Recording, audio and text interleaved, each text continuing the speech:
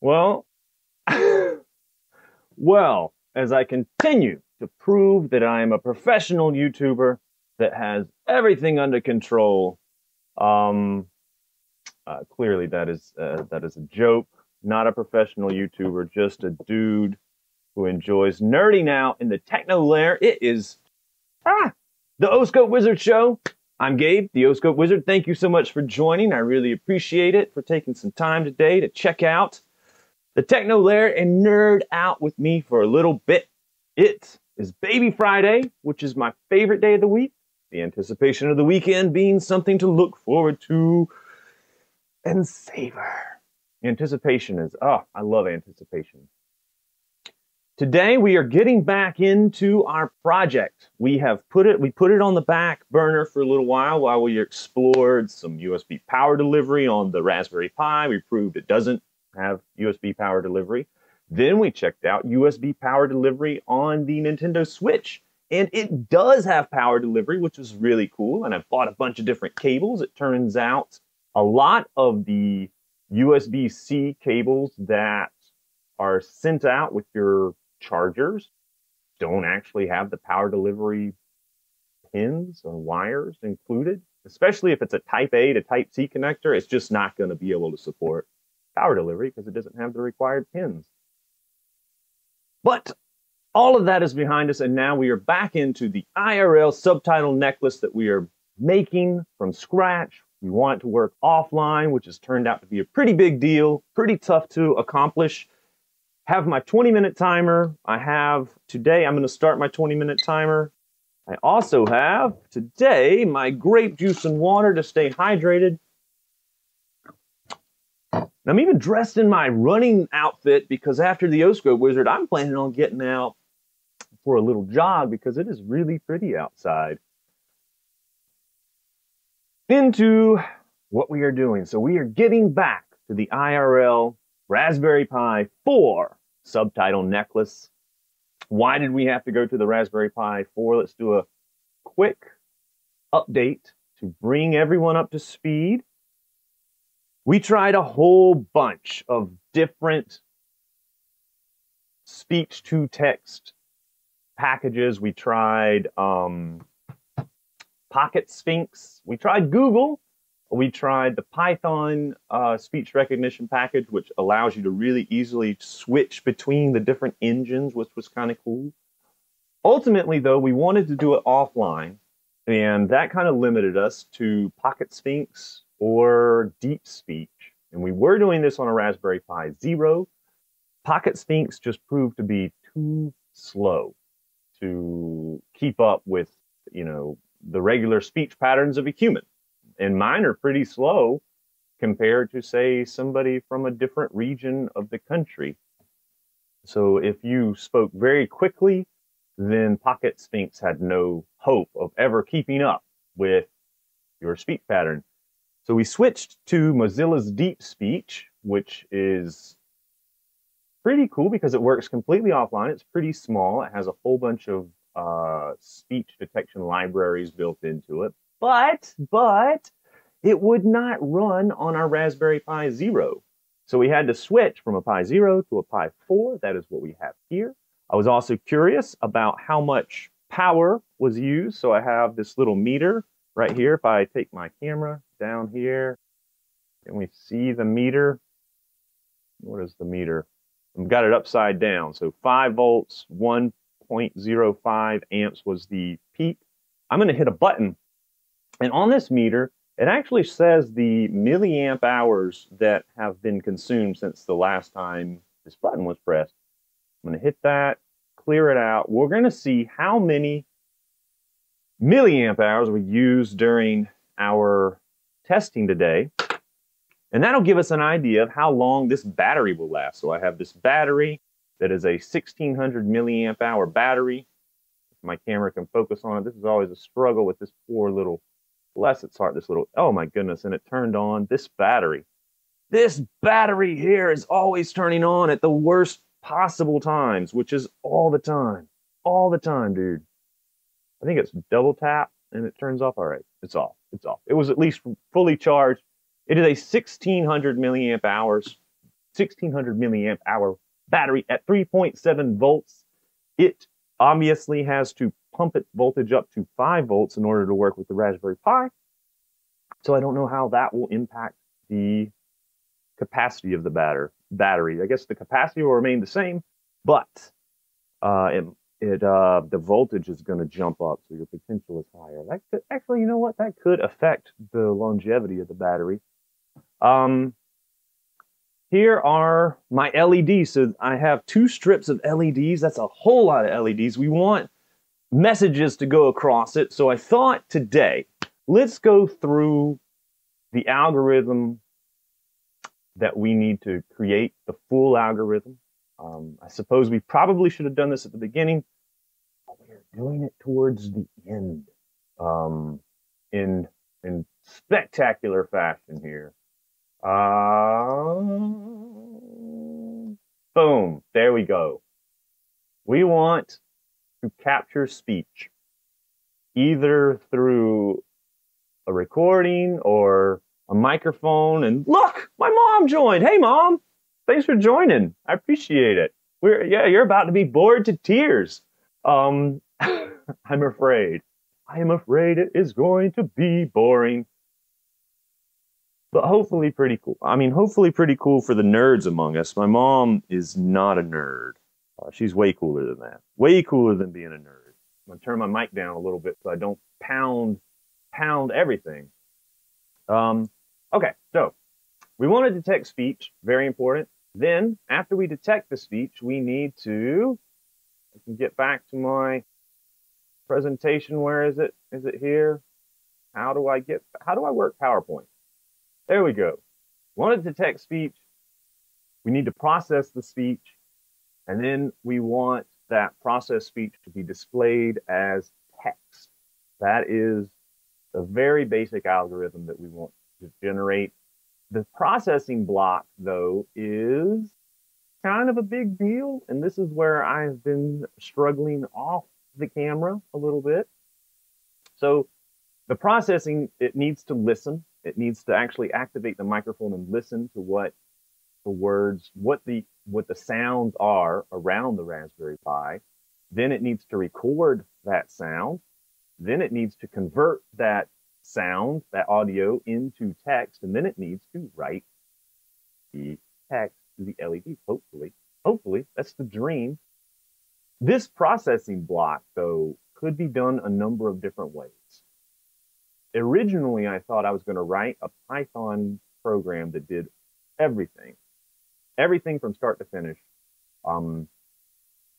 But I don't know that I'm a strong enough coder to enable that, because it would require some multiple threads. So that's what I wanted to talk about. So while it's listening, it should be in the thread that then records.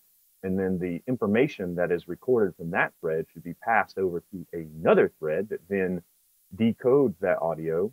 And then while that is decoding and being converted into text, the original listening thread can go back to listening and then recording, passing it down, and it can do a loop of, I guess it would really be three threads, because once the text is generated, it needs to be written to an LED, and that has to be a third thread. So I didn't know if I could juggle three threads. I can't juggle a single thread. I don't know how many threads I can juggle, but no threads. I cannot juggle any threads. How many threads can you juggle? I don't know. Mom, how many threads can you juggle? I can juggle 0 threads. You might be stronger than me. But threads, I also was not certain that I could juggle threads. So I had another idea, and that was to use something called mkdir. Okay, so this is going to be super duper nerdy. mkdir. And my idea, let's see if I can copy this link. Let's paste it over here. Control-C, Control-V. mkdir is sort of like cron. So cron, Mom only uses threads in sewing. This is a good place for threads. Um, Incron is a program that runs in Linux that monitors files or folders, much like a cron job. So a cron job is something in Linux that is set up to run at a certain time. So maybe every day at 8 o'clock, you would like this cron job to go out and see how much stuff is stored on your hard drive and then send you a little email. That's a cron job. It'll do that in the background every day. Incron takes that same idea, but it applies it to files and folders. So for instance, maybe every time this HTML file is changed, I would like to stop and restart my web server. I think that is the example that they use somewhere in here. Yeah, so it's like stop the web server, the Apache server, and then start it again every time some HTML file is changed. So I got to thinking, what if I used incron to monitor a directory? Let's call that directory speech. Every time a WAV file is placed into the speech directory, send it to my Deepspeech engine, and then I'll have a second directory called text. And every time a text file is placed into this directory, I'll have incron call my text to LED algorithm. And then I can have, essentially, you'll have 3 threads running, but they'll all be separate programs. Which for me is a little bit more straightforward for my tiny brain to process. I was really worried about threading in Python. And yes, Mr. Lewis, incron is cool. I had no idea about incron either, but then I have a buddy who is also a programming nerd, and he was like, hey man, check out this other crazy thing that you can do on Linux. Linux has so many cool little utilities that run in the background. You just have to know about them. This allows me to use a much cooler audio recorder, though. So if I had done my own program, I would have been forced to write in Python some kind of complex audio recorder. I was a little daunted by that as well, because I don't really know all the ins and outs of how to control chipset.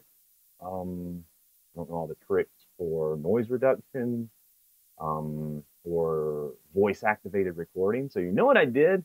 I searched for voice activated recording and ended up at this website for the, where are we? The simple voice activated recorder. Which is, oh man, folks are just so good at making programs.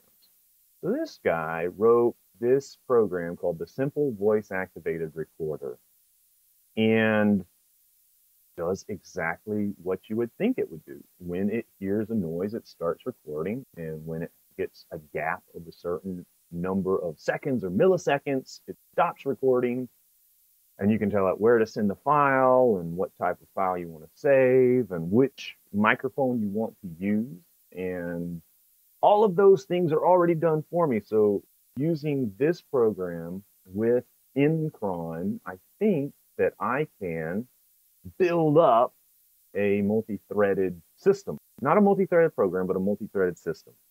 So, what do you think? What do we think? Let's see, my mom says she uses an actual file cabinet. But if she has folders on the computer, she tends to lose them or forget them. That is fair. That is fair. I often forget where I place stuff on my computer as well. I've tried to be more systematic about my use of the computer.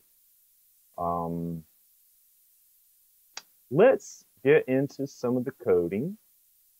I just recently, my computer died. So I bought a new computer for this live stream. And it was an Asus, what is it? The Asus, man, the ROG, an Asus Republic of Gaming laptop. And I bought, what did they call it? The ROG, ROG G14 laptop, Engadget, and a lot of tech blogs put and stop talking about how awesome it was. last week on Monday, when I pressed the power button, nothing happened. It was quite dead. It was quite dead. I was so excited about it. And then I tried plugging it in. I tried unplugging it. I looked it up. It didn't seem like it was going to come back. So I took it back to the store expecting a huge fight. I walked into Best Buy and they were like, yeah, just grab another one. No big deal. The big deal turned out to be that Windows backup utility is complete garbage, and you should definitely, if you're using Windows, buy a real backup utility, because but previous to this, I was a Mac guy, and they have Time Machine. It just makes everything so much easier. That does not exist on Windows, so you need to get yourself a backup utility. I now have one, and hopefully, the next time my laptop dies, it will be much less pain. So all that aside, let's actually write something to these LEDs. So I have these LEDs on my desk, and I was using a test program that was written by another engineer for another project that was doing a Subtitle mask, but online. So online versus offline turns out to be a pretty big difference. So I was using the code that she wrote, but I needed it to be a little bit different because I want the Republic of Not. The chat says instead of Republic of Gaming, it's the Republic of Not Gaming. That is so true. When that laptop did not turn on, oh, it was just, it was a sad business. It was a sad business. So the program, I would like to take a file that I'm going to type the file name into the command line, and then I want you to take this text file and spit it out to the LED ring. And does it work? Does it work? Yes, it does. So we'll get a terminal over here. I have written a text file here called LED text. This is a test message. Pretty basic. I think I want to make this window little, so my monitor little. Do that, monitor little, over in the corner here, and I'm going to send the text message, or send the message over here, and we'll see if this is a test message. Is that what I wrote? This is a test message popped up on my LED. Because that is the last thing of my algorithm in my idea. So I want to take a text file, output it. So let's sudo Python 3. Scope wizard. There's the program that I wrote. We can see it. Well, you can't see it because I made the screen so tiny, but this is the Python code. It's not very exciting, but oh, you know what? I did spend hours and hours picking a font that would display properly. So let's hit go. And all right, this is a test message. The exclamation points looked a little jacked up. I don't know. But that actually looks better on the screen than it does in person. If I back up, I have to back up. This is a test message, jacked up exclamation point. Okay, so that's good. That is a good step. So that is getting the text file out to the LED. So that's the last step. Now the first step, let's start and we'll do the middle step last. We'll do the last step first, the first step second, the middle step last. Just like any good engineer. Any good engineer approaches a problem like that. Let's start at the end. Next step is the beginning, and then we'll worry about the middle last. Because the middle, honestly, is usually the hardest. I think that's why we're putting it off. We all know that it's going to be hard. And we're like, I don't want to do it. Let's make this big again. Simple voice activated recorder. We're going to use this. The installation directions are pretty slim. I did have to modify them a little bit. So this is what I did. So I had to add cmake because I did not have that on my Raspberry Pi already. Just the way to compile and make a program. Then I had to add some libraries for the sound file, libraries for the MP3 encoder. It's all fair. Also, if anybody knows how to put these into the description of the video, I would love to know that, because every time I try to do this, YouTube rejects it. Although I have seen code snippets in the descriptions of YouTube videos, I am not clever enough to figure that out. The next thing I did was I cloned this project from Git onto my local device. I changed it into that directory, and then I executed the commands that were required, although I did edit them. No, they are the exact same command that he did. The developer used. Once that is done, I should be able to actually use this program. Let's see. Here's the command that I chose. So let's go back over to my terminal. This is called a terminal. Svar. So simple voice activated recorder. If I just hit enter, does anything happen? Stuff happening? Not sure if any. Can't get hardware parameters. All right, so that's fair. I think I can do svar-8. Is that right? There we go. Bunch of different things I can do in here. One of the coolest things I think is the sig meter. This is a thing that I was struggling with, was how to set the gain of the microphone. Oh my gosh. Oh my gosh. Set the gain of the microphone. I'm using a microphone and I struggle with setting the gain of it. And I have a little box here that just lets me do the volume up and down. I can't imagine if you had a setup. I mean, there's no buttons on my, close this. On this microphone, there's not like a volume knob or a gain controller out of the gate. So I was really struggling with all the different controls. Once you get into a system, you realize how many small controls there are. That's why I wanted to use somebody else's program that works better than a thing that I could make myself. I'm trying to make a system here. I'm not trying to make every little screw that puts the system together.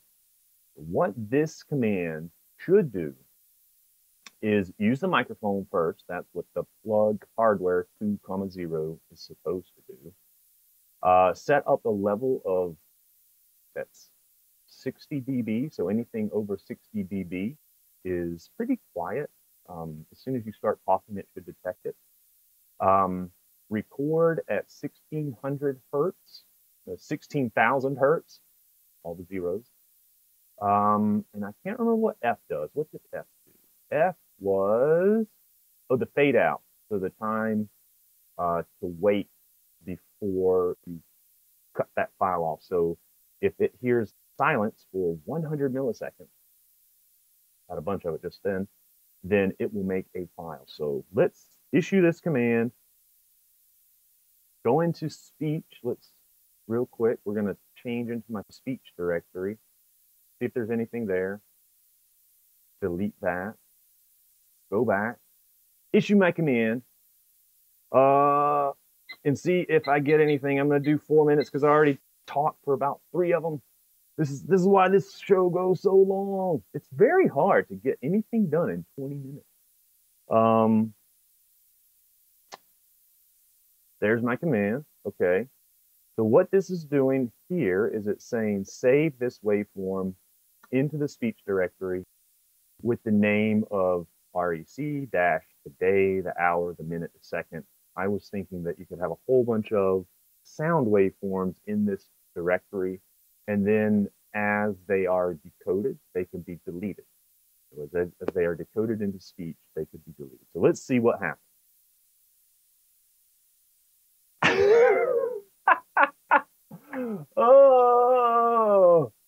Oh my goodness. I'm back to the problem that I've had in the past where my My card is not there. No, it says it's there. It says it's there, dude.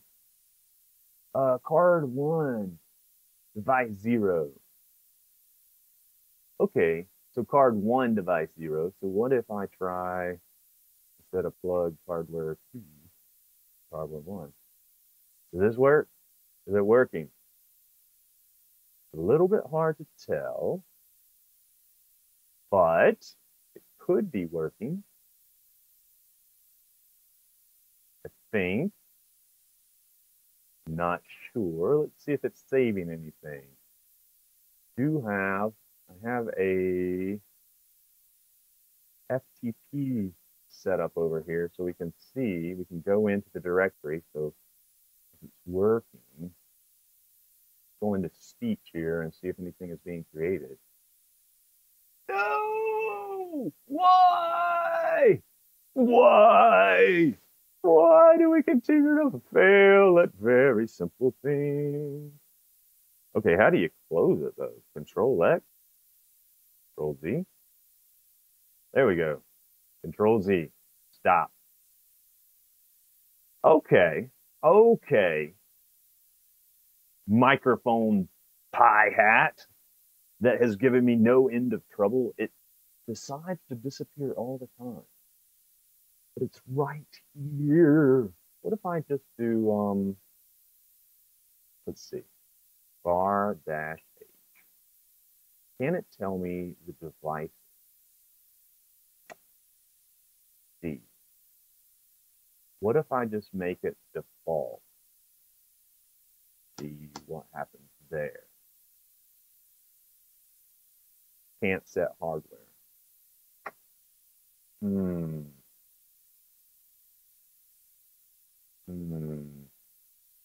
I don't know. Am I fixing a Raspberry Pi? I wish I was fixing a Raspberry Pi. I am breaking a Raspberry Pi. I'm just simply trying to record my voice, and it is failing. What if I just did, let's see. I think I got record here. Record to temp.wave. Are we recording? Is anything happening? Default ALSA. 2 channels. No. It's recording from the HDMI is what's happening. Why? Why, when I list the recording device, will it not just record from that one? Why is a Raspberry Pi so wonderful and so awful at the same time? Ah! 0 bit. 0 bit. Oh. Is it, where is it? Where is it saying 0? Oh my gosh. Warning, can't encode a 0 bit, unknown or not applicable. That is true. That's because I didn't tell the recording program to do 16-bit and it says 0 bit. And even when you do the recording program and you tell it that you want B, what is it, -B for 16, I want to say B16, and then we'll do temp.wave. See, it still complains that it can't do a 0 bit. I don't know. I don't know, man. Sometimes, but before I go too far into my love for the Raspberry Pi, I probably should say sometimes it's very frustrating. It's very frustrating because pretty shortly before this show, this was all working. This was all working. So, let's see, type jobs at the command line because I'm suspending. Oh my goodness, I'm suspending instead of killing. Oh, and I see I have 3 jobs here. That is a good point. Real quick. Let's do jobs. Let's do jobs. I have jobs. Yes. So let's see. Can I dash? Wonder if I can kill jobs here. Jobs. I want to kill this job. I'm not sure. Okay. Use FG. Okay, 1, and then Control X or Control C. Control C. There we go. That killed it. Now if I do jobs, there we go. Let's do FG-2. There we go. Man, FG2. There we go. Control. Oh, that's still recording something, isn't it? I don't know what it's recording. Control C, kill that. And FG3. Control. Okay. I think we got them all. Job. Got them. Got them. Got them. That's right. Got them. Real quick. Let's just do the svar again. Svar. There we go. This is the command that should work. Can't open device. Can't open device. All right. FG, foreground. Well, that's good. F foreground. Perfect. I think I have successfully proven that I'm having a little bit of trouble with my microphone pi hat. Finding it. That is a real struggle. It just keeps coming up as a different device on the reboot, which I need to figure out a better way of identifying the device. I've tried device name, but the simple voice activated recorder was not happy with that. I want the numbers that are associated with that device. So maybe I can figure out how to make it the default. Anyway, that'll be next time. Next week on the O-Scope Wizard. Maybe we will be able to use my microphone again. In the meantime, I have had a fun time nerding out with you, and I don't know all the nerds in the world, so please share this with the nerd in your life. And I will see you guys next week. And thanks for all the help in the chat, because clearly I need it as I struggle through the command line. Bless my heart. Bye, guys.